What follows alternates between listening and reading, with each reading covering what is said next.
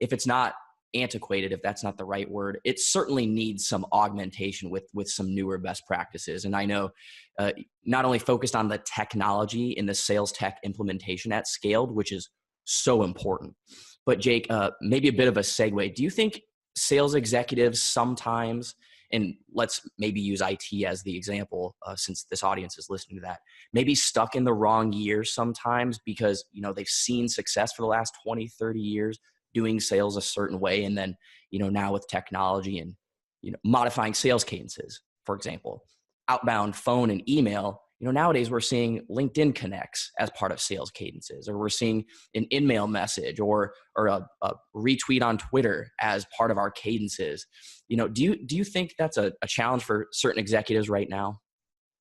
Yeah, dude, 100, man. It's, you grow up doing it a certain way and it works. It's kind of like the opposite of what we were just talking about. And I think that's tough, dude. It's tough to be like, oh shit, everything that made me successful, my ability to grind and do more activities may not be the thing that's going to help me to build an organization of the future. I think that's just change in general, man. You know what I mean? I'm particularly interested myself, Jake, in KPIs, or key performance indicators. And in the sales sort of development world, for reminder for listeners, it's sort of like the glue between the bottom of the marketing funnel and like the start of the sales funnel, these sales development reps, because what they're doing is they're calling, emailing, nurturing that lead to decide, is this lead qualified or is it not?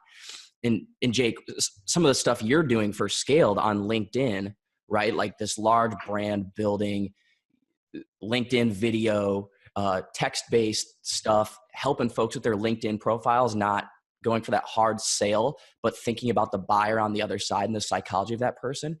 It's very challenging to measure, quote unquote, productivity in the KPIs. So like, and maybe that's more of a comment than anything, but I think executives might get scared. And I know if I were a business owner, I would too. Is this worth my time to enable my sales reps to do this? Well, I think that, let me tell you the issue. We didn't used to act like this. Like 10 years ago, this is not how you ran a sales org. What happened is the book Predictable Revenue. And look, I love Aaron Ross and I love Predictable Revenue. Let me tell you the after effect and the aftermath of Predictable Revenue, right? And I don't know if you're familiar with Predictable Revenue or not. It's a book by a guy, Aaron Ross, and a woman, Mary Lou Tyler. Amazing book for the time that it was written. So the problem is, the book told us this. It said, if you just do X activities to X leads to X whatever, magic rainbow unicorn revenue comes out the bottom. And guess what? Whenever the only mediums we had were call and email, shit worked. Like, you know what I mean? Because like those are the only activities you could do. You couldn't post on LinkedIn. You couldn't follow a tweet. You couldn't DM someone on Instagram. They didn't exist. Well, fast forward to today, we are still building our top of funnel KPIs the exact same way. We want predictable revenue to still work because it's fucking easy. Excuse my language. Yeah, I love it. It's easy and it's lazy to be like, yeah, Johnny, just make more calls, more. And that's the real adaptation. That's the real fail point, I think, with VPs of sales. The tech stuff is also part of it, but it's that they can't realize that the world has changed and just accept it and move on. You know what I'm saying? It's like, dude, like you cannot deny your sales team is using LinkedIn every day. You know they're using it, but yet you're still KPIing them on calls and emails. The biggest thing is what you have to understand. I am 100% channel agnostic. I don't care about LinkedIn. I don't care about calls. I don't care about emails. I don't care about smoke signals. I don't care about anything. All I care about is what works and what doesn't.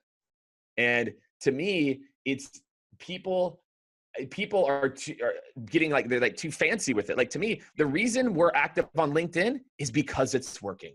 And how do we know it's working?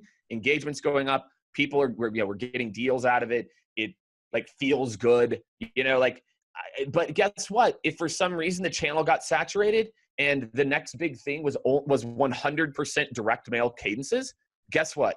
Tomorrow, all I'll talk about is direct mail. volume could be the right for one person, or for, if you're an SDR and your average sales price is under $10,000, like, yeah, you're going to have to play a volume game. Like the cost of sale can't support it. But if you're selling something that's $3 million, then that's also different. You know, so I think it's kind of this weird mix of quantity, quality, and channels that you really just have to triangulate for your biz, you know?